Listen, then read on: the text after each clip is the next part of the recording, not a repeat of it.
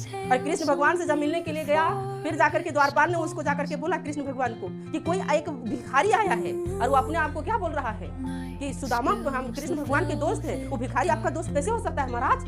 अब कृष्ण भगवान देखा ना, आपने देखा ना था, तो उसकी जो तीनों पत्नियां उसके चारों ओर बैठी हुई थी, कोई पैर दबा रही है रुक्मणी, तो कोई क्या कर रही है, तो कोई क्या कर रही है। बोला तू भाग यहाँ से, हमारा असली प्रेमी आया है। और वहां से दौड़े हुए नंगे पैर कृष्ण भगवान दौड़े हुए आता है और आकर के सुदामा को गले लगाता है, और गले लगाने के बाद अपनी आंसुओं से, अपनी आंख से उसकी पैर को धो देता है। समझो वो उसका प्यार था। और जब वहां पर ले जाता है तो सुदामा एक पटरी रखता है, वही पटरी जिस तरह गांधी जी सतुआ का पटरी रखा करते थे, उसी तरह से सुदामा जी जो है तो पटरी में उसको, सुदामा की जो पत्नी थी वसुंधरा, वो बना करके उसको चूड़ा का खुदी जो होता है ना, चावल का भूंजा बना करके उसको दिया था। अब कृष्ण भगवान बोले कि भैया मेरे लिए कुछ तो जरूर भेजी होगी, तो हमको दो।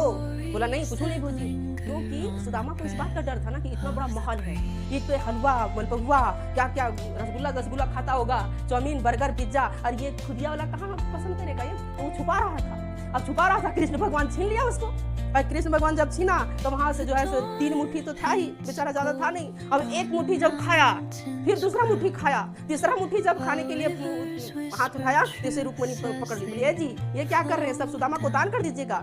एक मुट्ठी खाया तो पूरा पृथ्वी लोक दान कर दिए, दूसरा मुट्ठी खाया तो आसमान लोक दान कर दिया, और तीसरा मुट्ठी खाता तो सब कुछ दान कर देता। बोला अब सुदामा आया था बेचारा कुछ मांगने के लिए सहायता, अब सुदामा जो है गोसले आ रहा है। कृष्ण भगवान के पास आए, सोचे कि कुछ देगा, मेरा दोस्त तो एकदम कमीना निकला, एकदम कंजूस निकला, कुछ नहीं दिया हमको। अब जो है वो गरियत आ रहा है कि हम क्या जाकर के आज वसुंधरा को हम बोलेंगे और डांटेंगे कि तू हमको जबरदस्तियां भेजी कृष्ण भगवान के पास, देखो देखो धोतिया खाली पहना दिया, हमको भेज दिया, कुछ नहीं दिया।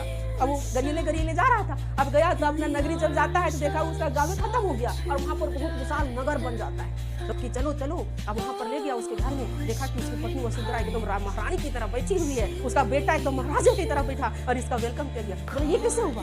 बोला यही तो बात, कृष्ण भगवान के पास आप गए, लेकिन उन्होंने आपको दिया, लेकिन ये बात आपको पता नहीं है।